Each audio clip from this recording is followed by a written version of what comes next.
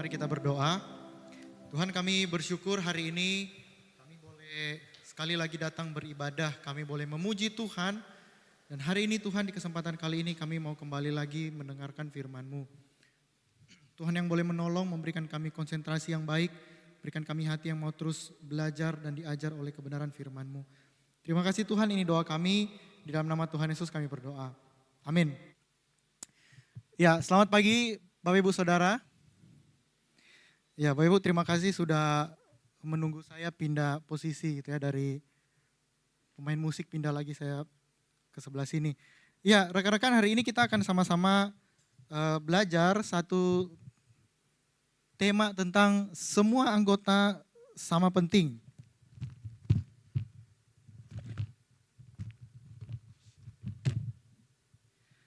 Semua anggota sama penting. Mari kita sama-sama buka Alkitab kita di dalam 1 Korintus 12 ayat 12 sampai 30, tapi saya hanya akan baca beberapa bagian firman Tuhan saja. Nanti Bapak Ibu boleh dan rekan-rekan boleh buka Alkitabnya masing-masing karena saya tidak akan tampilkan di atas. Jadi Bapak Ibu Saudara boleh buka Alkitab masing-masing ya. 1 Korintus 12 ayat 12 sampai yang ke-30 saya akan bacakan ayatnya yang ke-12 dan ayatnya yang ke-13.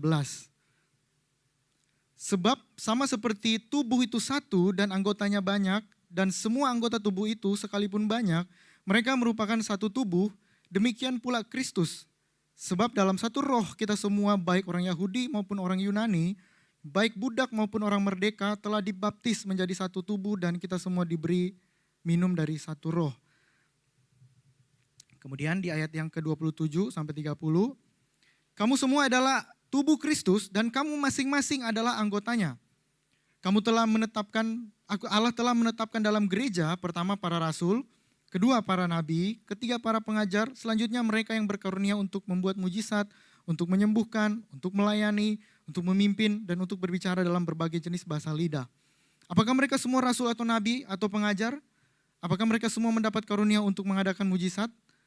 Atau untuk menyembuhkan, atau untuk berkata-kata dalam bahasa lidah, atau untuk menafsirkan bahasa lidah? Ya, sedemikian jauh pembacaan firman Tuhan kita kali ini. Ya, Bapak Ibu Saudara, realita dunia saat ini menunjukkan kepada kita bahwa kita dibuat terus untuk supaya membandingkan diri kita dengan orang lain. Kita hidup di dalam zaman kali ini, hidup di dalam zaman yang terus membandingkan diri kita dengan orang lain gitu ya. Media sosial membuat kita setiap hari melihat kehidupan orang lain, siapa yang lebih sukses gitu ya. Siapa yang lebih menarik, siapa yang lebih pintar, siapa yang lebih populer, siapa yang lebih kaya, siapa yang lebih berprestasi. Bahkan di dalam gereja muncul perbandingan, siapa yang lebih dipakai Tuhan? Saya atau kamu? Kami atau mereka? Dan tanpa sadar kita kemudian mulai bertanya, mengapa hidup saya tidak seperti dia? Kenapa hidup saya begini Tuhan? Kenapa saya tidak bisa seperti dia? Bapak Ibu Saudara, zaman sekarang gitu ya, dunia ini menuntut kita apa? Di dalam dunia pekerjaan banyak orang mencari apa? The best performance. Gitu ya. Di dalam kampus mahasiswa berlomba-lomba untuk dapat IPK tertinggi, kalaupun harus begadang-begadang, nah pagi sampai pagi ketemu pagi gitu ya. Di media sosial orang berlomba-lomba untuk mencari validasi, dapat followers banyak gitu ya, diakui di dalam media sosial. Di tempat kerja orang mengejar promosi jabatan mati-matian sampai harus sikut sana sikut sini gitu ya. Dan bahkan di dalam gereja tanpa sadar kita merasa bahwa saya lebih tinggi daripada orang-orang tertentu di dalam gereja. Bapak Ibu, realita dunia saat ini mengajarkan kita satu prinsip bahwa nilaimu ditentukan oleh seberapa menonjol dirimu, seberapa baik skillmu, seberapa baik performamu dari orang lain. Itu yang dunia ini ajarkan. Kalau kamu biasa-biasa saja, ya maka kamu akan dalam tanda kutip tergerus zaman dan kamu tidak akan dipandang orang. Kalau kamu skillmu gitu-gitu aja, kamu tidak bisa berusaha keras, maka kamu akan dipandang remeh oleh orang lain. Itulah yang kemudian realita yang kita temukan di dalam dunia saat ini. Orang selalu berpikir bahwa kalau dia punya kemampuan besar, maka dia akan berpikir kalau bukan saya, ini tidak akan bisa berjalan. Kalau bukan saya, ini tidak akan bisa terjadi. Kalau bukan saya, pelayanan ini tidak akan mungkin terlaksana. Bapak Ibu, jadi perbandingan ini melahirkan dua masalah yang berbeda, tetapi berakar dari akar yang sama, berasal dari akar yang sama. Yang pertama apa? Dia merasa dirinya tidak penting. Kemudian yang kedua, dia merasa dirinya paling penting. Itu yang kemudian muncul di dalam jemaat Korintus yang Paulus hadapi. Di dalam 1 Korintus 12 ini, Paulus kemudian menghadapi bahwa ada jemaat-jemaat yang merasa bahwa dia punya karunia-karunia yang jauh lebih penting, jauh lebih hebat, jauh lebih dipandang daripada jemaat-jemaat yang lain. Jemaat Korintus melihat bahwa kalau saya bisa berbahasa lidah, maka saya lebih baik dari kamu. Kalau kamu cuma bisa melakukan, kalau zaman sekarang gitu ya, kalau kamu cuma bisa melakukan pembesukan dan segala macam, maka kamu belum berarti. Kalau kamu belum bisa melakukan mujizat, maka kamu belum berarti. Itu yang terjadi di dalam jemaat Korintus, gitu ya. Dan Bapak Ibu Saudara, jemaat Korintus pada saat itu adalah jemaat yang cukup beragam, dari yang budak sampai yang paling kaya. Dari yang tidak bisa ngapa-ngapain sampai yang paling rajin di dalam, kalau zaman sekarang kita bilang pelayanan gereja. Ini yang kemudian Paulus hadapi, dan kemudian Paulus menggunakan penggambaran tubuh. Bapak Ibu, di zaman Paulus, di zaman mereka di jemaat Korintus, tubuh itu sangat erat dengan mereka. Kenapa? Karena tubuh itu mengajarkan bahwa ada kepala, ada telinga, dan itu berbicara soal hierarki. Ada yang lebih tinggi dan ada yang lebih rendah. Dan itu menunjukkan hal itu. Nah, di sini Paulus kemudian menunjukkan bahwa pemahaman tentang tubuh itu jauh lebih dalam dan jauh lebih teologis. Dia membongkar pemahaman tentang tubuh yang dipahami oleh orang-orang Yahudi pada saat itu. Paulus kemudian menunjukkan bahwa apa? Tubuh memiliki banyak anggota, fungsinya mereka berbeda, tetapi mereka satu tubuh yang sama. Paulus kemudian menunjukkan hal itu kepada jemaat di Korintus. Nah, ini yang kemudian kita sama-sama akan lihat bagaimana Paulus membangun argumentasinya tentang semua anggota sama penting di dalam satu tubuh Kristus. Makanya kita akan belajar, Paulus memberikan satu dasar yang sangat umum, yang sebenarnya ini terus-menerus diulang di dalam 1 Korintus 12. Kita berbeda, namun kita satu tubuh. Bapak Paulus memulai dengan gambaran tubuh manusia, tubuh itu satu, anggotanya banyak, ada mata, ada telinga, ada kaki, ada anggota lainnya. Masing-masing memiliki bentuk yang berbeda, masing-masing memiliki fungsi dan posisi yang berbeda. Tetapi semuanya tetap di dalam satu tubuh yang sama. Dengan demikian Paulus sebenarnya ingin menunjukkan bahwa kesatuan tidak identik dengan keseragaman. Kesatuan tidak identik dengan keseragaman. Kesatuan orang percaya itu bukan berbicara tentang uniformity, keseragaman. Tapi kesatuan orang percaya melainkan kesatuan di dalam perbedaan. Oleh karena itu, Bapak Ibu Saudara, gereja tidak perlu membuat semua orang memiliki kepribadian yang sama. Gereja tidak perlu membuat orang memiliki kemampuan yang sama. Tidak perlu membuat semua orang memiliki gaya pelayanan yang sama atau karunia yang sama. Kenapa? Karena yang menyatukan mereka adalah Kristus. Bapak Ibu Saudara, seringkali kita terlewatkan hal yang begitu penting di dalam ayat 12 dan 13 ini. Kenapa? Karena kesatuan gereja itu bukan hasil kesepakatan manusia. Jadi kita ngomong, kita diskusi, musyawarah mufakat, oke, kita bersatu gitu ya. Bagian firman Tuhan hari ini di dalam ayat 12 dan 13 sebenarnya Paulus ingin menekankan bahwa ini adalah karya Allah Tritunggal untuk menyatukan anggota tubuh. Itu kenapa di ayat 4-6 kan muncul kan, di ayat 4-6 dia bilang begini, ada rupa-rupa karunia tetapi satu roh, ada rupa-rupa pelayanan tapi satu Tuhan, ada rupa-rupa perbuatan ajaib tetapi Allah Bapa yang mengerjakan semuanya. Jadi dari sini kita belajar bahwa kesatuan itu bukan dari hasil kesepakatan, tetapi hasil dari karya Allah Tritunggal di dalam kehidupan manusia. Dan ini yang kemudian Paulus kemudian lanjutkan bahwa itu terjadi karena Kristus sebagai kepala. Di sana dikatakan demikian pula Kristus. Dari sini kita belajar bahwa Paulus ingin menunjukkan bahwa gereja adalah tubuh Kristus. Dan Paulus tidak sekedar berkata bahwa demikianlah pula gereja. Paulus tidak berkata demikian pula gereja. Kalau Bapak Ibu Saudara baca di bagian firman Tuhan hari ini, Paulus tidak menggunakan kata demikian pula gereja.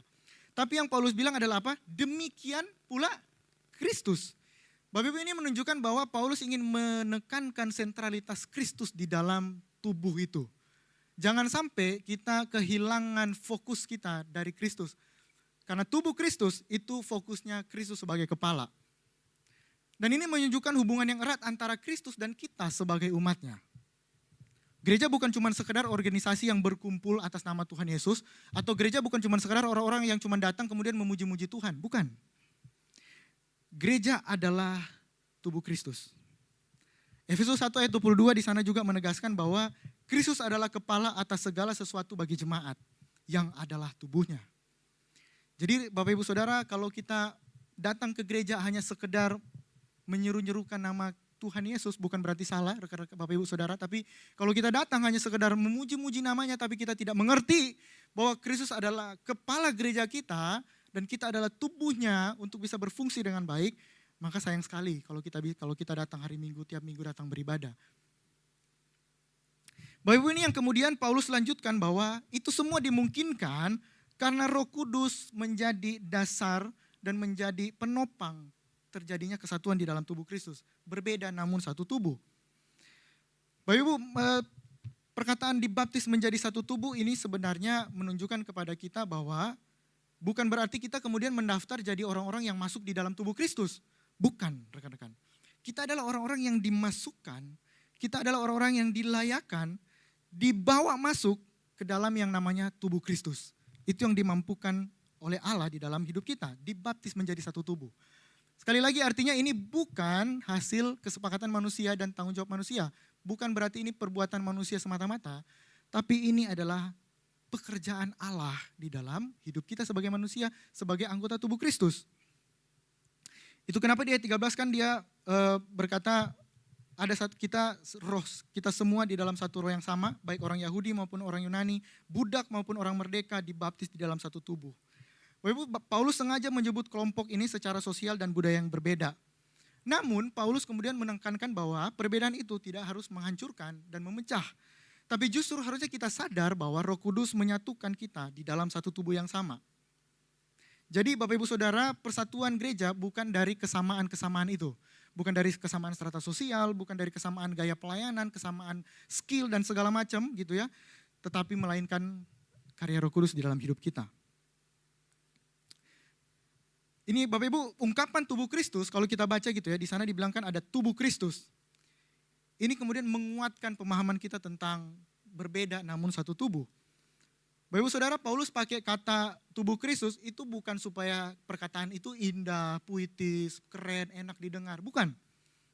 Tapi sebenarnya Paulus ingin menunjukkan bahwa Kristus adalah kepala dan gereja adalah tubuhnya. Kita adalah tubuh Kristus. Dan dari kepala itulah kita menerima pertumbuhan dan kehidupan.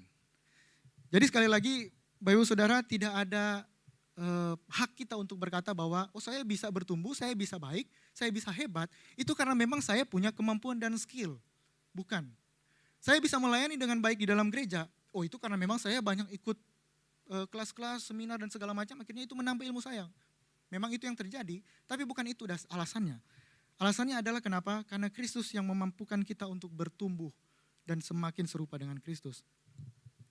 Artinya Bapak Ibu, vitalitas gereja itu tidak berasal dari seberapa hebat gereja berorganisasi. Vitalitas gereja tidak ditentukan dari seberapa hebat orang-orang membangun gereja itu. Atau seberapa karismatik orang memimpin gereja itu. Tapi gereja itu bertumbuh, kenapa? Karena ada Kristus sang kepala gereja yang hadir dan menguatkan tubuh itu.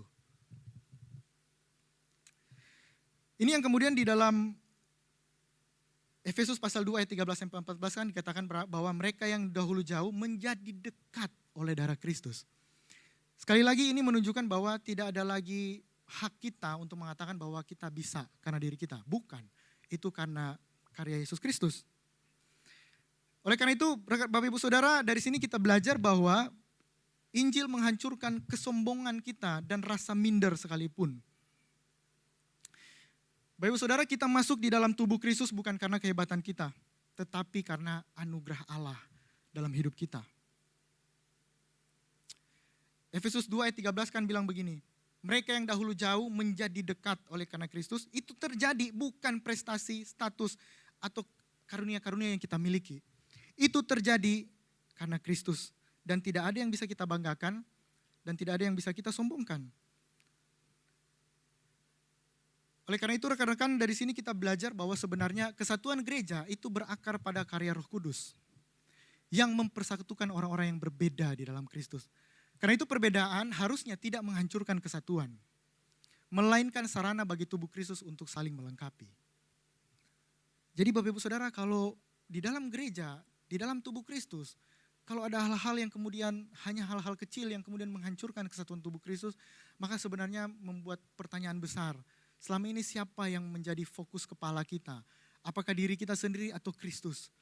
Apakah kita menggunakan kemampuan kita sendiri atau karya Roh Kudus?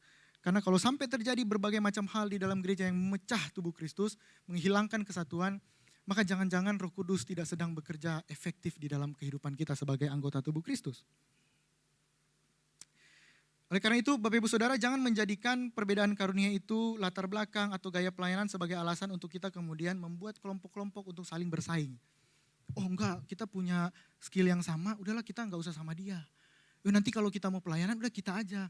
Saya lebih enak kalau kamu punya begini, udah sama dia enggak usah. Kayaknya dia kurang ini, kurang itu gitu. Kayaknya dia enggak bisa deh. Jadi kita membuat alasan-alasan yang akhirnya membuat kita memunculkan persaingan-persaingan di dalam tubuh Kristus. Karena itu Bapak Ibu Saudara, marilah kita belajar menjadi anggota-anggota tubuh yang melihat anggota tubuh itu sama pentingnya dengan kita.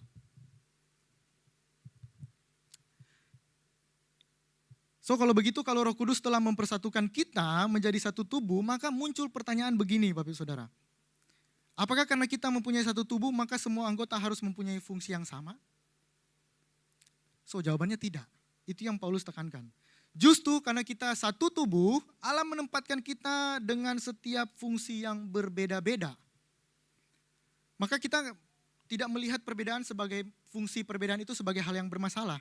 Atau kemudian kita melihat bahwa kalau saya berbeda fungsi, maka saya cacat, saya tidak berarti, tidak berguna. Tidak Bapak Ibu Saudara.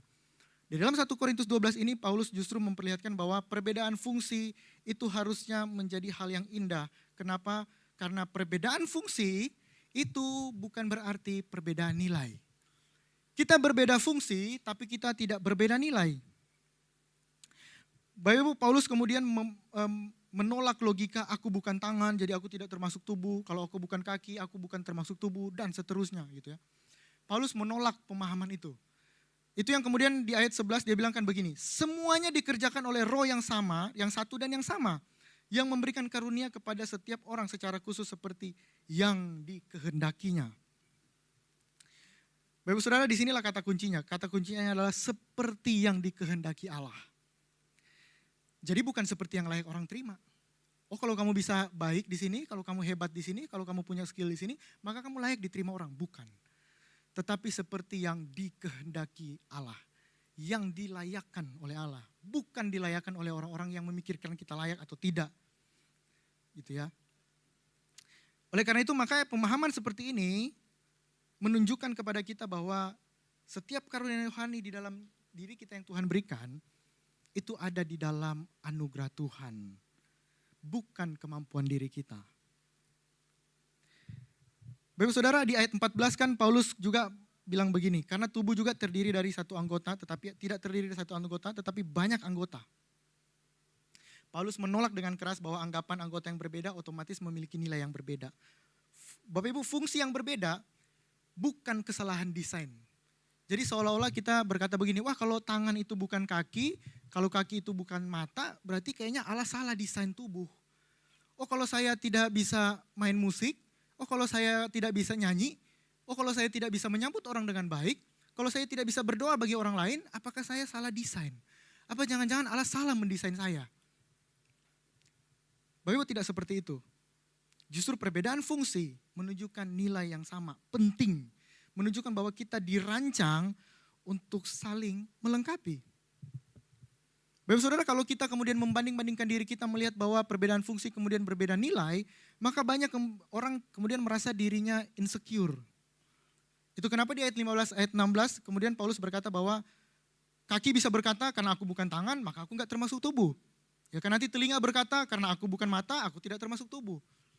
Pemahaman seperti ini menunjukkan bahwa orang-orang kehilangan identitas karena membandingkan dirinya dengan orang lain. Bapak Ibu Saudara, masalahnya bukan karena tangan lebih baik dari kaki. Masalahnya bukan kaki lebih baik dari mata, bukan. Melainkan tangan menilai dirinya berdasarkan apa yang tidak dia miliki. Jadi dia nilai tangannya dia, itu dia mandang kakinya. Oh kok tangan saya bukan kaki ya? Loh kok mata saya bukan hidung? Loh kok hidung saya bukan perut gitu ya? Loh kok saya nggak bisa main musik? Loh kok saya nggak bisa bernyanyi? Loh kok saya tidak bisa berdoa? Loh kok saya tidak bisa menyambut orang dengan baik? Loh kenapa saya harus cuma di bagian belakang? Artinya apa? Bukan kesalahan fungsi, tetapi karena apa? Kita menilai diri kita berdasarkan apa yang tidak kita miliki. Itu yang tanpa sadar terjadi di dalam gereja, Bapak Ibu Saudara, sebagai tubuh Kristus. Saya tidak pandai ini, saya tidak pandai itu, akhirnya memunculkan kesimpulan bahwa saya kalau begitu useless di dalam gereja. Oh saya cuman datang beribadah doa, ya berarti saya useless di dalam anggota tubuh Kristus. Paulus menolak kesimpulan tersebut, Bapak Ibu Saudara. Kenapa Paulus menolak hal tersebut? Karena di dalam ayat 18 Paulus kemudian menekankan hal yang penting dan menjadi penghiburan bagi kita bahwa apa? Karunia-karunia dan bagian-bagian kita di dalam anggota tubuh itu Allah yang menempatkan. Dan itu penghiburan bagi kita. Coba baca ayat 18 kan dia bilang di sana, tetapi Allah telah memberikan kepada anggota masing-masing secara khusus suatu tempat pada tubuh seperti yang dikehendakinya. Bapak Ibu, ayat ini menekankan kepada kita 3 hal yang begitu penting. Yang pertama, Allah adalah sumber yang menempatkan kita. Sekali lagi, bukan karena kita mampu di situ, tapi Allah yang menempatkan kita. Setiap anggota punya tempat di dalam tubuh Kristus. Jadi tidak ada yang bisa bilang bahwa, yuk kalau saya berbeda fungsi, saya tidak ada nilai dan saya tidak berharga di situ. No. Siapapun kita, di bagian apapun kita, Allah menempatkan kita dan kita punya tempat di dalam anggota tubuh itu. Dan penempatan itu, sekali lagi, di dalam kehendak Allah. Karena itu Bapak Ibu Saudara, kita tidak perlu mengukur nilai diri kita berdasarkan fungsi orang lain. Tidak perlu. Oleh karena itu pertanyaan yang harusnya kita ajukan tuh bukan mengapa saya tidak seperti dia. Bukan itu yang harusnya kita ajukan. Tapi harusnya pertanyaan yang harusnya kita ajukan adalah apa yang Tuhan percayakan kepada saya untuk saya pakai membangun tubuh Kristus. Jangan-jangan selama ini karunia yang saya miliki saya pendam dan saya tidak pakai untuk bangun tubuh Kristus. Saya hanya nikmati, kemudian saya tidak lakukan apapun untuk tubuh Kristus dibangun. Ini yang kemudian dilakukan oleh Yesus Kristus, Bapak Ibu Saudara. Kalau kita hanya berpikir soal siapa yang lebih penting, siapa yang lebih terhormat, siapa yang harus mendapatkan tempat yang terbaik, maka harusnya kita malu dengan Tuhan Yesus, Bapak Ibu Saudara. Kenapa? Karena dia kosongkan dirinya, jadi miskin, menanggung dosa kita. Supaya apa? Supaya kita jadi kaya di dalam kesempurnaannya. Jadi harusnya kita malu kalau kita merasa bahwa diri kita lebih penting dari orang lain. Harusnya kita malu kalau kita merasa bahwa kita harus dihormati lebih daripada orang lain. Harusnya kita malu, kenapa? Kalau kita berpikir bahwa tugas saya jauh lebih penting daripada tugas dia. Kenapa?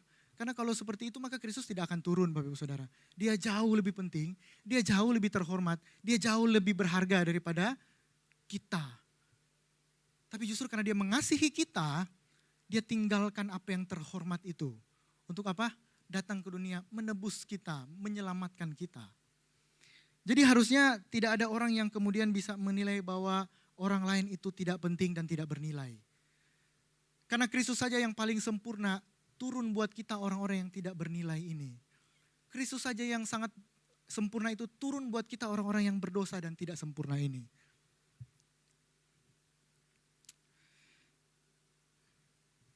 Karena itu Bapak Ibu Saudara, nilai setiap anggota tidak ditentukan oleh seberapa terlihat pelayanan kita. Melainkan fakta bahwa Allah sendiri menempatkan kita di dalam tubuh Kristus. Dan mempercayakan kita karunia untuk membangun tubuh Kristus. Mempercayakan kepada kita untuk membangun kepentingan bersama. Bapak Ibu, biarlah ini yang kemudian mengingatkan kita bahwa tidak ada, sekali lagi tidak ada yang tidak penting di dalam tubuh Kristus. Semua anggota sama penting. Karena Kristus yang menempatkan, karena Kristus yang melihat kita berharga. Karena Kristus yang kemudian memberikan kita karunia-karunia untuk kemudian kita pakai membangun tubuh Kristus. Jadi Bapak Ibu, jika setiap anggota memiliki tempat yang Allah tentukan, maka kita tidak boleh minder terhadap karunia orang lain. Namun di sisi yang lain ada bahaya yang mengintai kita. Karena apa? Karena seringkali kita menyadari bahwa kita memiliki fungsi yang penting, maka kemudian kita berpikir bahwa kita tidak butuh orang lain. Tanpa sadar kita berpikir bahwa ya kan saya mampu ya, saya kan bisa lakukan ini, 1, 2, 3, 4. So kalau begitu saya tidak butuh orang lain. Saya tidak perlu orang-orang di sekeliling saya bisa kerjakan kok. Gitu ya. Oleh karena itu Paulus membawa kita ke satu langkah yang lebih jauh. Bukan hanya setiap anggota yang penting, tetapi setiap anggota saling membutuhkan sebagai satu tubuh. Bapak ayat 21 dia berkata begini, maka kita tidak dapat berkata kepada tangan, aku tidak membutuhkan engkau. Atau dia berkata kepada kaki, aku tidak butuh engkau. Atau dia katakan kepada mata, aku gak butuh engkau. Paulus kemudian menegur cara berpikir seperti ini. Karena merasa tidak penting. Karena merasa dirinya tidak penting, merasa dirinya tidak dibutuhkan, merasa dia tidak membutuhkan orang lain. Paulus menegur orang-orang yang merasa tidak membutuhkan orang lain di dalam tubuh Kristus. Bahwa dalam tubuh Kristus setiap anggota bergantung terhadap yang lain. Ini yang kemudian akhirnya menghancurkan pemahaman-pemahaman individualisme di dalam kehidupan kita sebagai orang percaya. Orang percaya memang punya relasi dengan Kristus, gitu ya. Tetapi orang percaya tidak berarti hidup terisolasi dari orang-orang sekelilingnya, apalagi sebagai anggota tubuh Kristus. Oh ya udah, saya kan udah punya relasi dengan Tuhan, saya udah berdoa tiap hari, ya kan saya bertapa gitu ya. Ya udahlah, saya nggak peduli dengan orang-orang sekeliling saya gitu. Ya udahlah, dia mau kemana, dia mau ngapain kayak dia mau terjadi apapun ya, saya bodo amat gitu.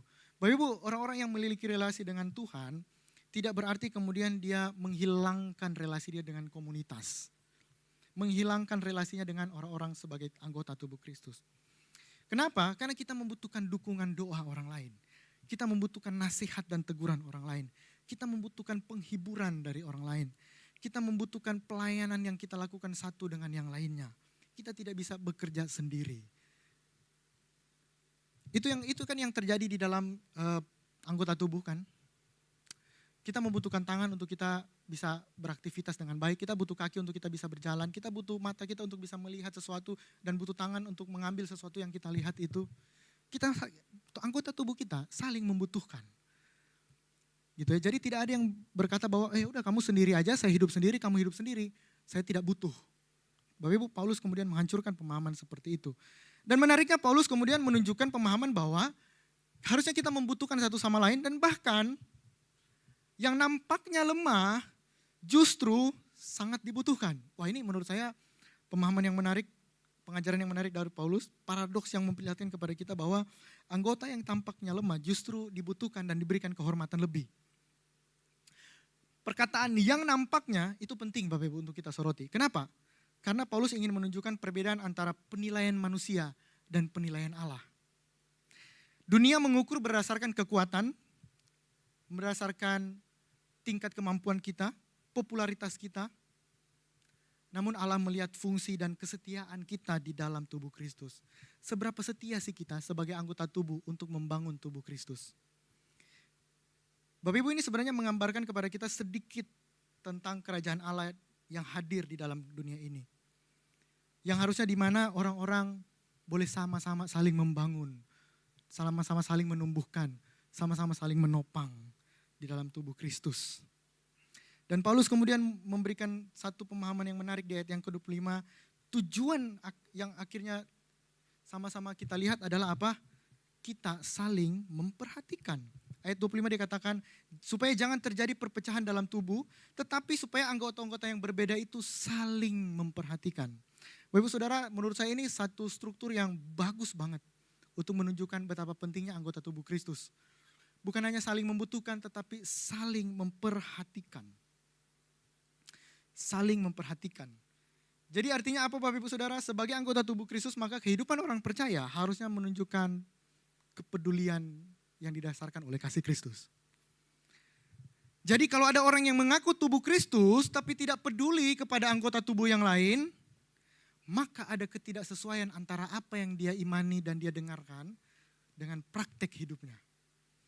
Jadi kalau ada orang yang mengaku bagian dari tubuh Kristus tetapi tidak peduli dengan anggota yang lain, maka jangan-jangan ada ketidaksesuaian antara apa yang engkau imani dan praktek hidupmu.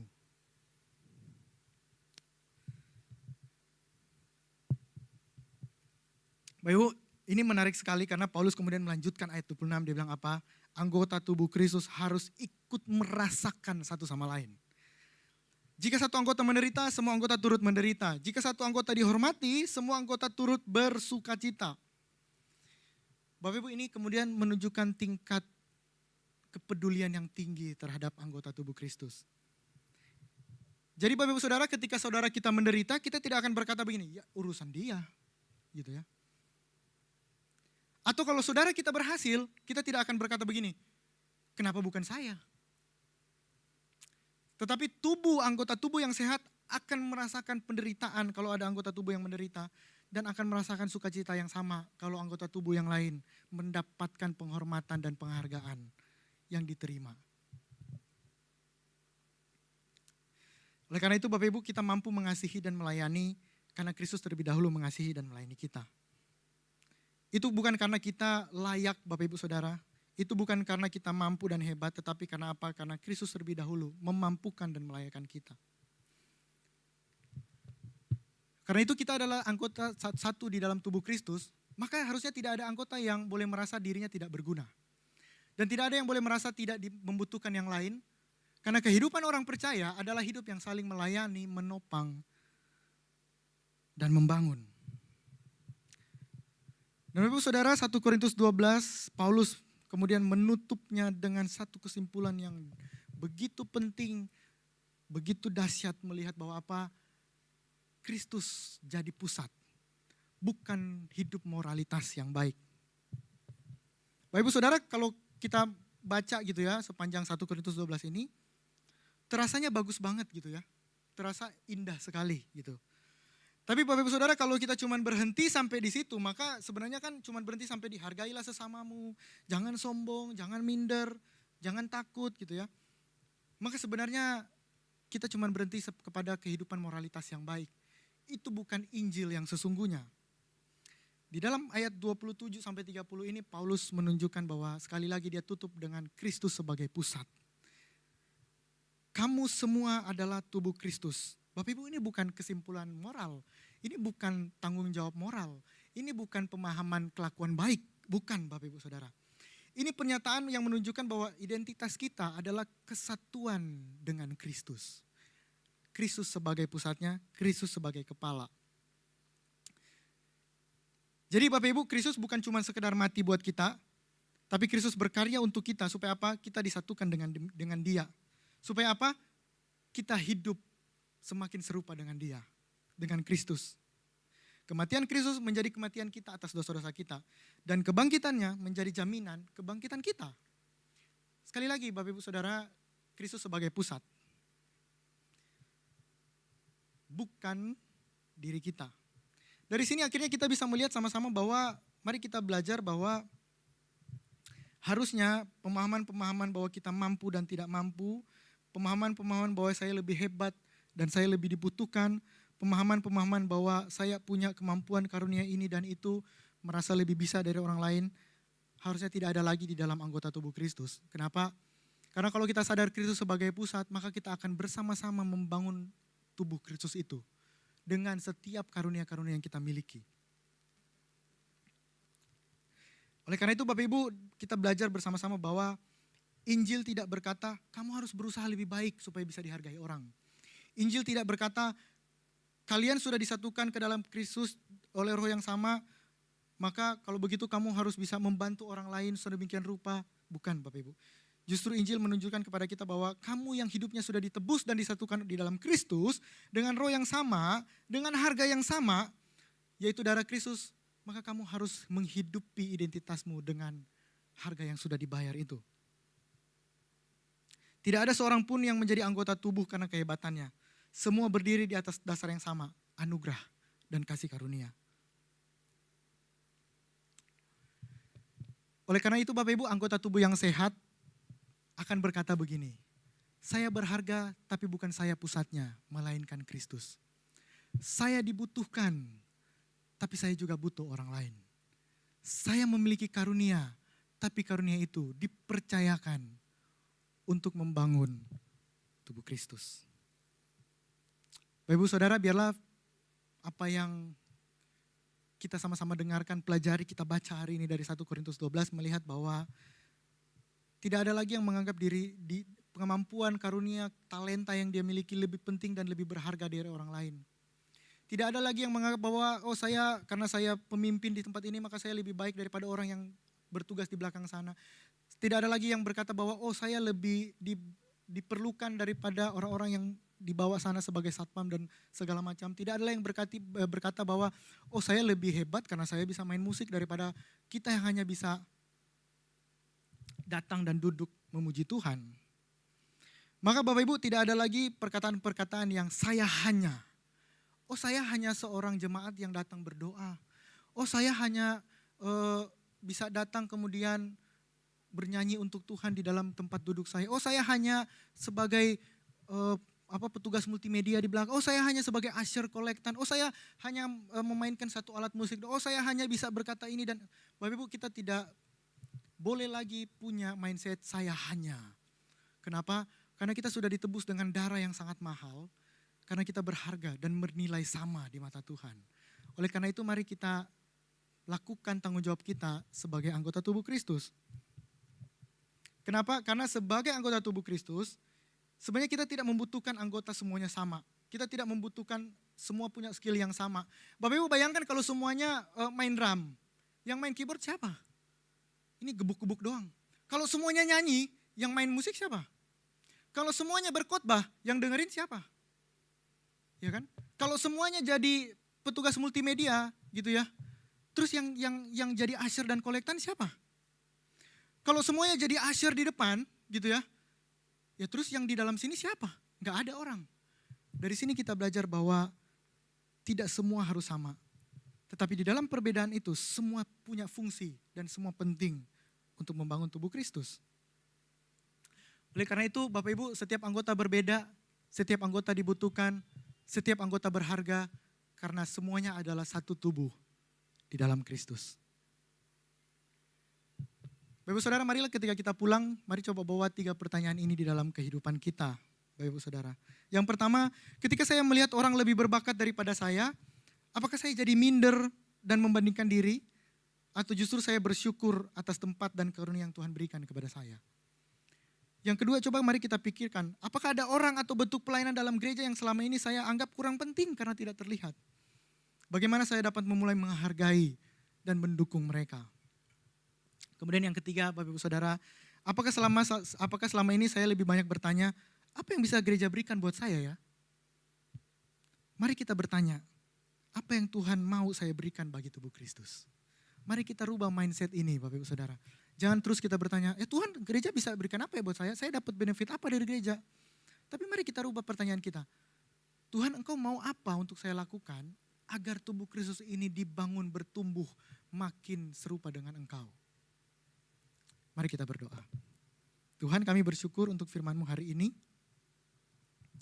Firman yang begitu indah, firman yang begitu baik, firman yang begitu berharga mengingatkan kepada kita bahwa kami sebagai tubuh Kristus satu di dalam Tuhan. Berbeda, tapi kami punya Tuhan yang sama. Kami punya Roh Kudus yang sama, yang menguatkan kami untuk bisa saling menopang, saling menguatkan, saling melayani.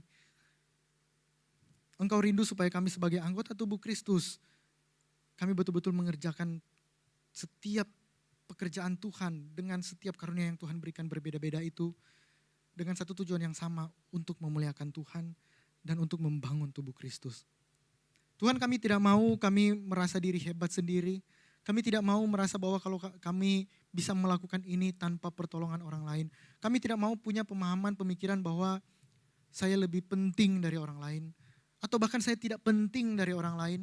Atau bahkan saya tidak berharga dari orang lain. Tapi biarlah firman Tuhan hari ini mengingatkan kami kembali bahwa kami berharga karena Kristus mati buat kami. Kami penting karena Kristus adalah kepala gereja yang menguatkan kami dan memberikan kami pertumbuhan dan melayakan kami untuk ambil bagian di dalam tubuh Kristus.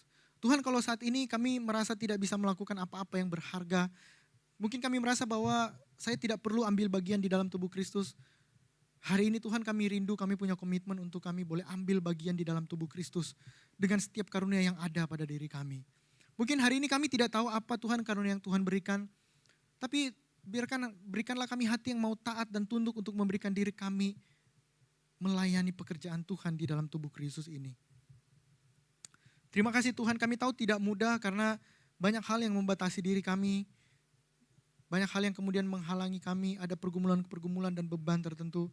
Tapi kami rindu biarlah firman Tuhan hari ini menguatkan kami untuk kemudian berkata bahwa Tuhan, aku rindu mau memberikan sesuatu yang Tuhan inginkan bagi tubuh Kristus. Kami tidak lagi bertanya apa yang bisa kami dapatkan, keuntungan apa yang kami bisa terima. Tapi sekali lagi kami punya kerinduan untuk bisa membangun tubuh Kristus. Hari ini, besok, dan sampai ketika kami kembali dikumpulkan dengan Allah Tritunggal yang mengasihi kami. Terima kasih Tuhan, ini doa kami, di dalam nama Tuhan Yesus kami berdoa. Amin. Ya, Bapak Ibu, Tuhan Yesus memberkati.